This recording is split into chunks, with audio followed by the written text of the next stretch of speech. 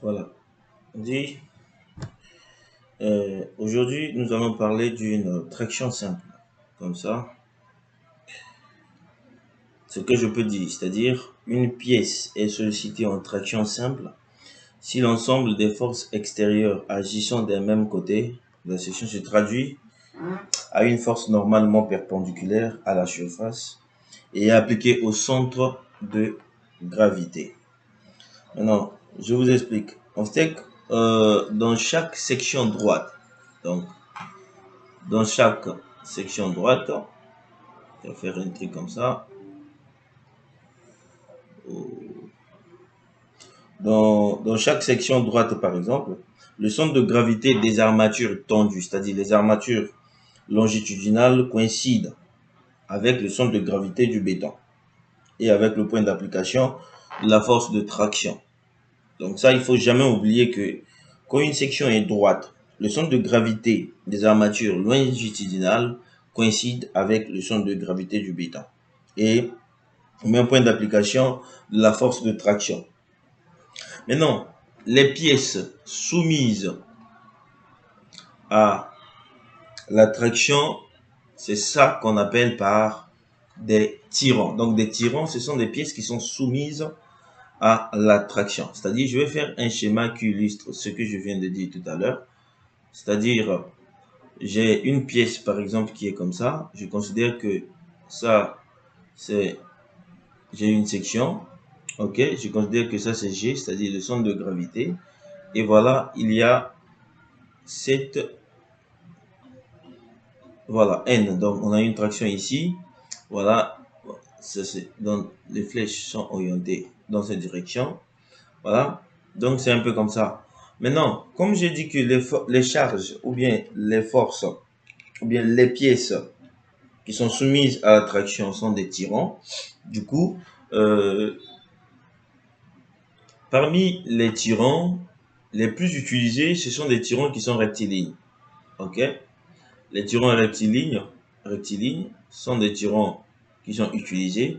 Il y a aussi les tirants circulaires. Ok, ce sont les deux formes qui sont beaucoup plus utilisées, les tirants rectilignes et les tirants, comment on appelle, circulaires.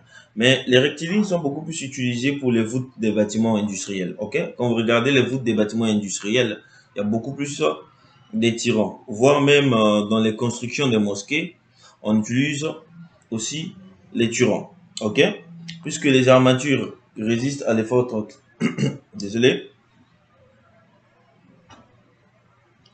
Maintenant, les armatures qui résistent à l'effort de traction, ici, ce sont les armatures longitudinales. Maintenant, pour les armatures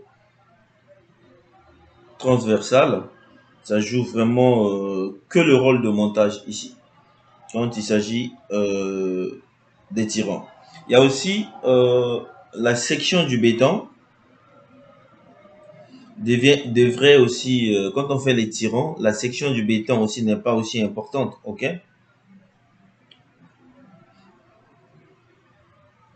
Maintenant, les barres dans les tirants, les barres doivent être réparties uniformément dans la section. C'est-à-dire, il faut respecter la symétrie et beaucoup plus choisir un nombre pair quand vous faites des tirants rectilignes, je voulais dire. Maintenant, pour les tirants circulaires, comme j'ai dit, les tirants rectilignes sont beaucoup plus utilisés dans les couvertures des voûtes. Il y a des bâtiments industriels, il y a aussi les mosquées.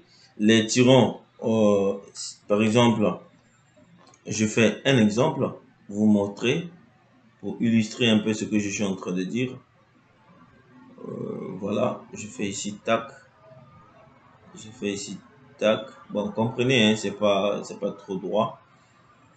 Voilà, je fais ici un tirant, je fais aussi un autre en voûte et je fais un autre tirant ici pour vous montrer. Ok, celui qui est ici, c'est le tirant rectiligne. Ici, les charges sont orientées comme ça.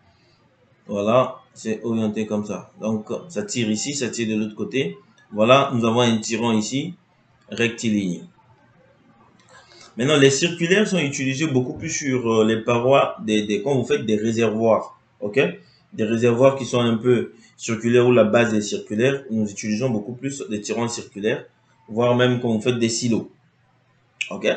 Maintenant, une fois que vous connaissez les tirants, maintenant il faut savoir comment les calculer. Pour les calculer, c'est très facile. Comment déterminer? En fait, quand on calcule, pourquoi on calcule? Pourquoi on fait la descente de charge?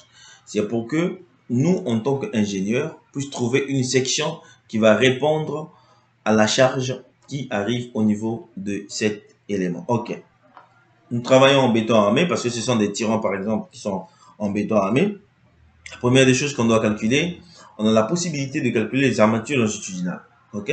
Si nous travaillons par exemple avec le Baël, si nous travaillons avec le Baël, par exemple, ok? Nous allons par exemple calculer les armatures longitudinales. J'ai dit A à L à l'élu. Je prends la première combinaison élu. C'est très simple. Maintenant, étant donné que le béton est négligé pour les tirants, il résulte que les armatures longitudinales que nous allons calculer doivent équilibrer à elles seules les efforts de traction appliqués. C'est-à-dire, en fait, puisque ici, la section du béton n'est pas vraiment considérée, donc du coup, les armatures longitudinales doivent, en fait, doivent équilibrer les efforts de traction appliqués. C'est ainsi, nous prenons la section d'armature tendue, c'est-à-dire la section d'armature tendue, c'est l'effort normal à cette combinaison que nous avons choisie, ok, sur la contrainte de calcul de l'acier, toujours à l'LS, à l'élu, autant pour moi, ok.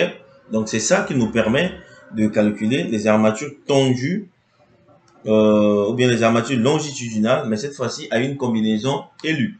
Maintenant, si c'est à une combinaison LS, la section des armatures tendues et la section des armatures ici sera NCR, ici c'était NU, ici ce sera maintenant NCR, ok, sur sigma ST.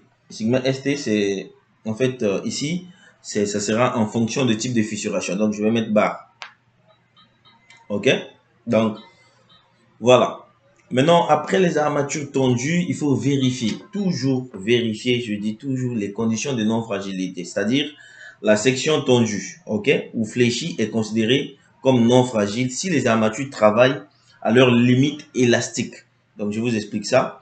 Elles peuvent équilibrer les sollicitations provoquant la fissuration du béton de cette section. C'est-à-dire, les conditions de non-fragilité doivent être vérifiées avec le amine, c'est-à-dire le amine, ok, doit être inférieur ou égal à la section des armatures tendues. Donc, maintenant, avec amine, on sait tous que amine, c'est la section du béton fois FTJ, c'est-à-dire FT28, ok.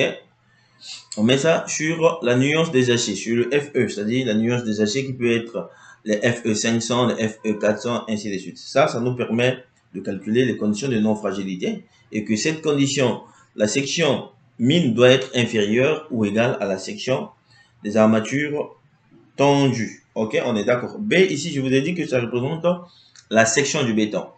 Ok. Maintenant, là, on a calculé les armatures tendues. Maintenant, pour les cadres et leur espacement des cadres dans les zones courantes par exemple.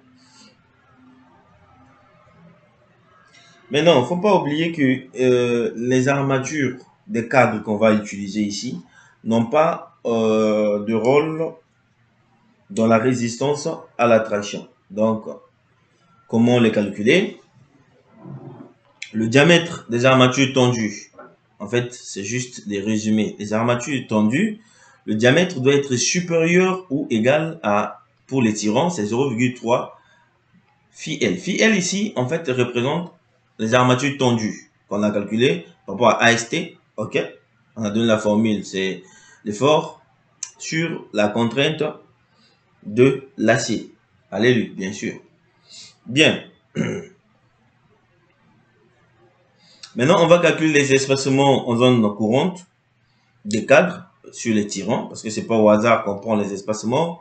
Souvent, c'est inférieur ou égal à 1000, ok, entre le A plus 10 cm ou 40 cm. Donc, vous prenez votre A, vous ajoutez 10 cm.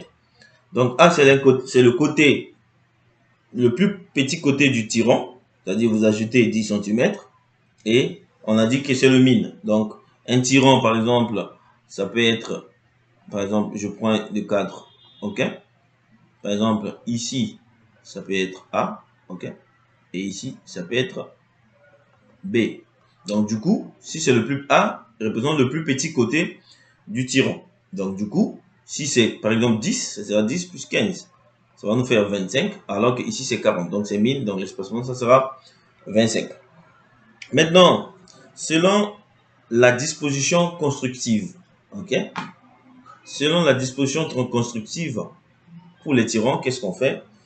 On va calculer la longueur de recouvrement des armatures longitudinales. Comment calculer les longueurs de recouvrement des armatures longitudinales? S'il y a recouvrement dans le tirant, maintenant on calcule comme ça, c'est-à-dire la longueur de recouvrement, je peux appeler LR, c'est 40 qui sera multiplié par le diamètre des armatures tendues. Ok? Ça, c'est pour une nuance de FE 400. Ok? Maintenant, pour les FE, ok, 500, ok, les recouvrements, c'est-à-dire la longueur de recouvrement, c'est égal à 50 phi L. Ok? C'est-à-dire, quand je dis recouvrement, je vais vous montrer, je fais la première barre de couleur noire et qui s'arrête, et on prend une deuxième barre de couleur rouge.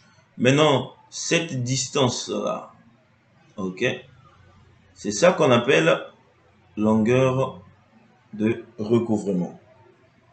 Ok? Maintenant, quand on fait le recouvrement, on doit avoir le nombre de cadres dans le recouvrement. C'est pas au hasard comment on fait le nombre de cadres et comment calculer le nombre de cadres sur les recouvrements. Je vais regarder la vidéo si ça fait. Ok. Je vais aller très vite. On doit utiliser cette condition, c'est-à-dire 2n. Donc, voilà, qui doit être inférieur ou bien supérieur ou égal à N1A1. Ok? Je vous explique qui représente N1. N, c'est le nombre de cadres sur la longueur de recouvrement. AT, c'est la section d'une barre. A1, c'est la section du brin. C'est-à-dire la section d'une barre et la section du brin. N1 ici représente le nombre de barres non continues au droit du recouvrement. Voilà, donc c'est ça pour calculer les espacements ici à ce niveau. Quant à moi, je vous dis ciao, ciao. Merci.